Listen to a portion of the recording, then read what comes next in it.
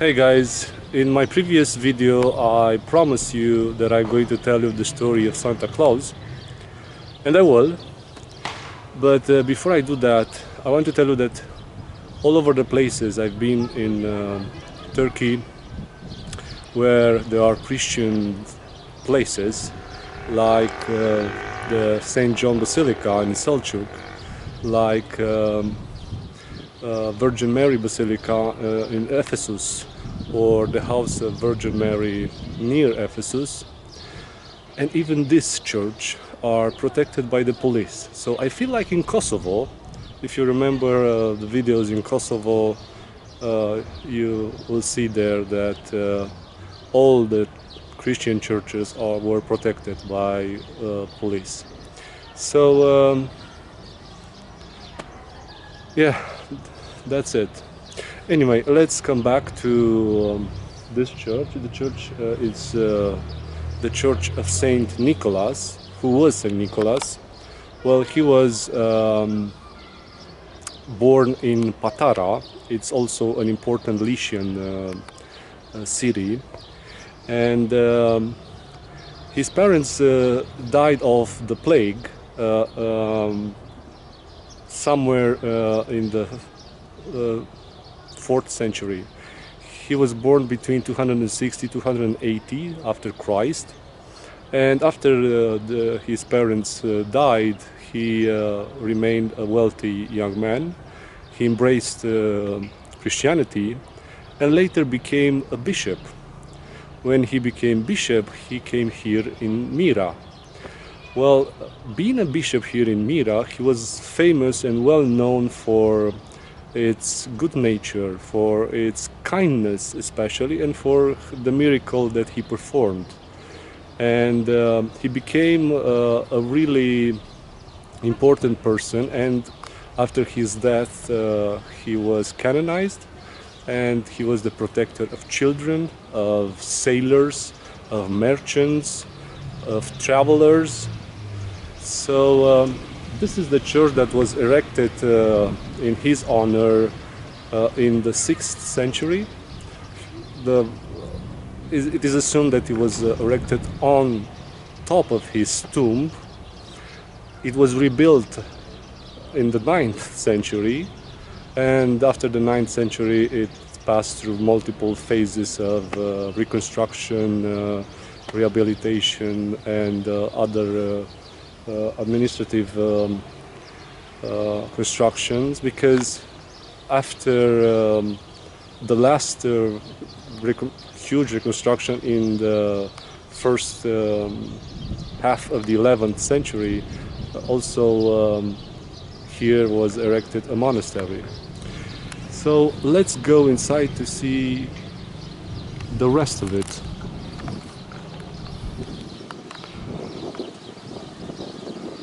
Well, as you can see, here is depicted as the protector of children.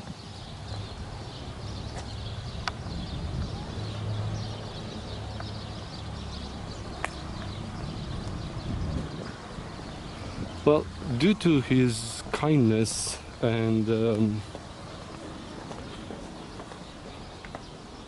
there is also a story that says that during the Emperor Constantine the Great, he asked the emperor to make a huge reduction of taxes in Mira, and the emperor agreed. So probably also this story adds to the fact that he was a really appreciated person, and being known also for his charitable nature and humility. This legend grew around him and led to the development of Santa Claus.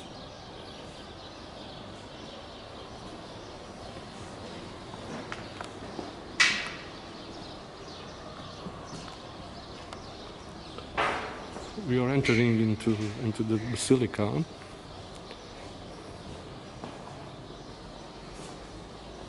In this south part of the church, there are mainly pictures depicting Saint Nicholas and his life.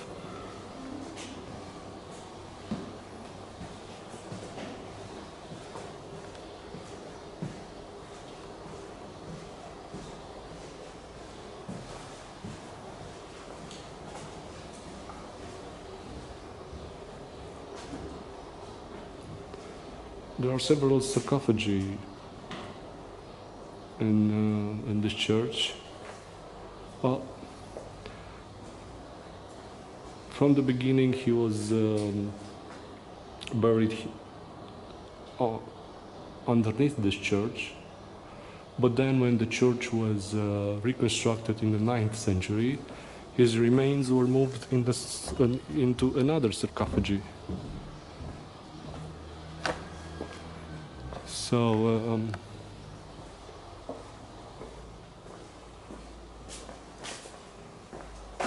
let's go first to see the place.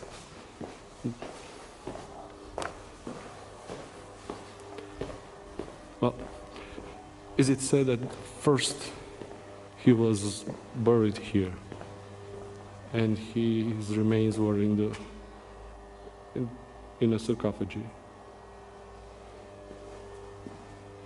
Probably this one.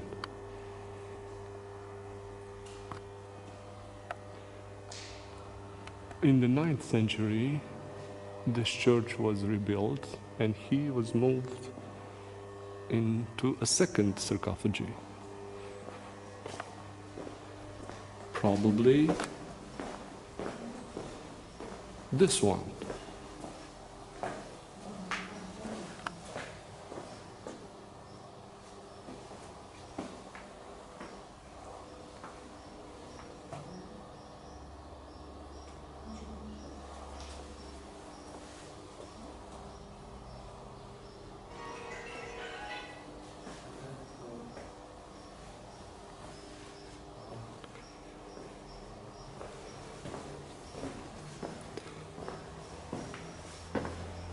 Well, in early 11th century, it is said that the Italians stole his remains and took them to Bari in Italy, where they are standing today. And became also a pilgrimage place for Saint Nicholas.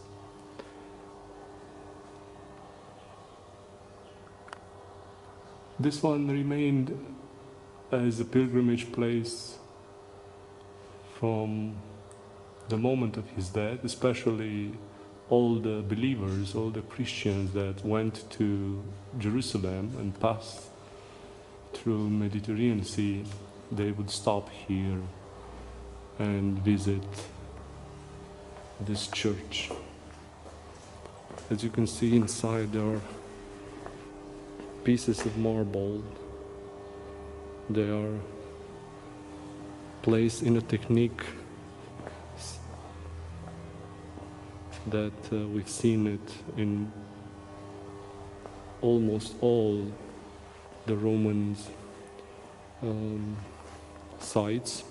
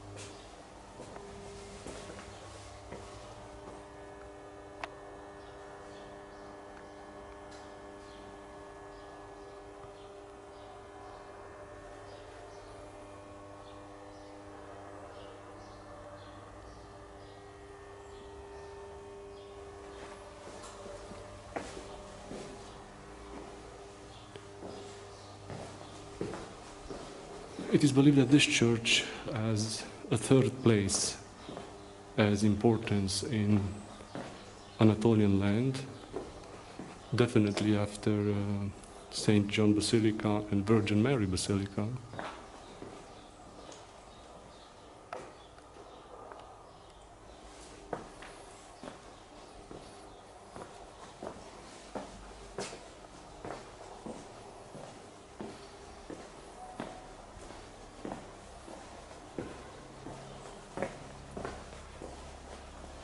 You can see the cross with a relief of anchor. So this is an evidence of Saint Nicholas as a protector of sailors.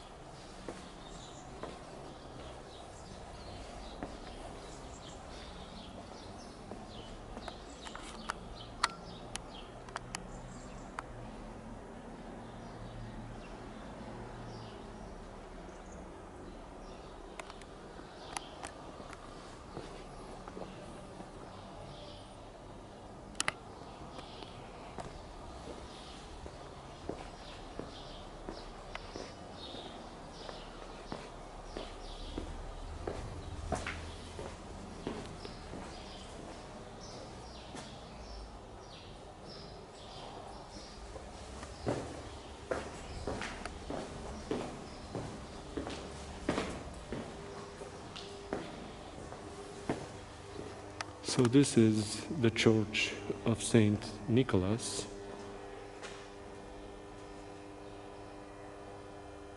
He died in 6th of December, and from that day on we celebrate his day and